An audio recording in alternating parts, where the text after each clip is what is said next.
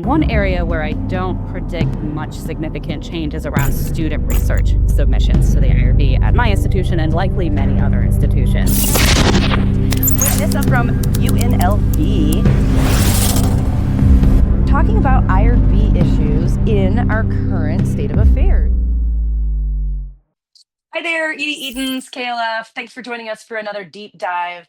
I am absolutely honored today to have Nyssa from UNLV with us. Thank you so much for coming on. When we were talking and preparing for this conversation, she was kind enough to really make a fantastic point about our IRBs, for those who might not know, were very much set up in academia across the United States on the principle that we would have a predominant amount of government funded research always, full stop, period.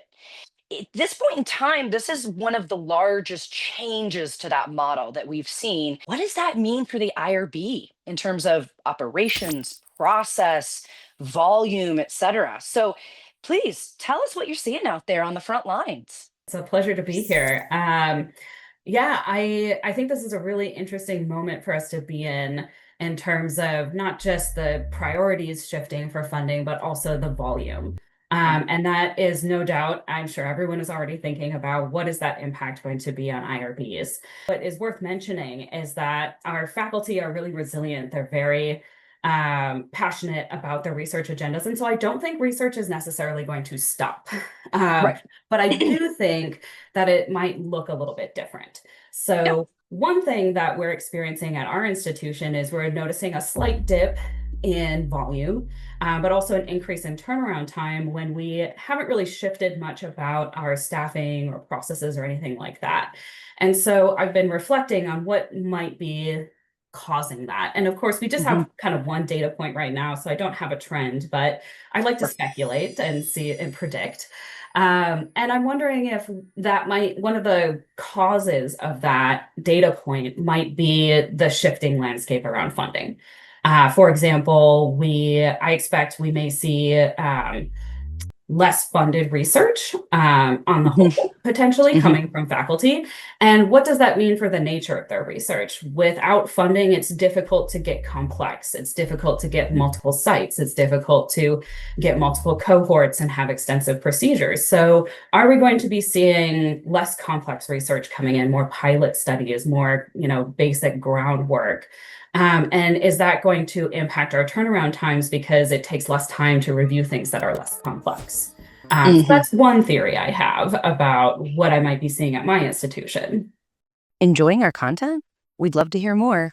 Please like, comment, share, and find more. If you're in the IRB world, one of the first things you hear about the moment you come to work is turnaround times. And you're going to hear about it all day long, and you're going to hear about it anytime you are a part of an IRB. Because, to be fair, researchers, like you said, are incredibly passionate and they're on the clock, especially with government funding.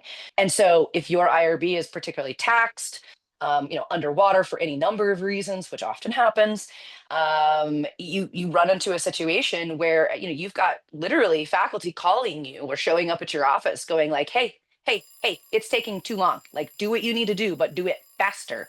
And it's also a metrics that's used to internally evaluate a lot of your IRBs in academia. Because there's a give and take. There's the administration going, "Hey, I know you want everything in a day, but that's not realistic." On the other hand, if you're taking 6 months to get things turned around, that is a problem. You do have a significant cog in your IRB wheels, and you need to figure that out. And so you've got to have that balance, and that ends up being one of those metrics that's huge.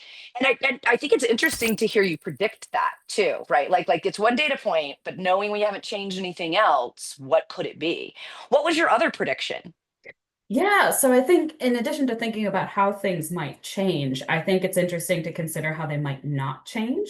And one area where I don't predict much significant change is around student research submissions to the IRB at my institution and likely many other institutions, because students still need to graduate and their research is rarely funded to begin with. Now, there are training grants and things like that that come to certain students, and those are going to be less plentiful, but the students still need to graduate. And so again, it might impact the nature of their projects, how ambitious they're willing to be if they can't get funding, or it may not impact their research that much because funding wasn't a huge part of their research to begin with.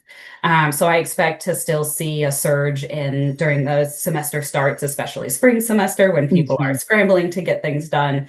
So I imagine that will stay relatively constant, but faculty research, I think, may change a little more in character or in volume potentially. No, I think those are absolutely spot on insights. And I so appreciate you coming on and having this conversation and pointing that out. Thank you so much for your time today. Really appreciate you. Thank you for having me. It's been a delight. Call, click, or email.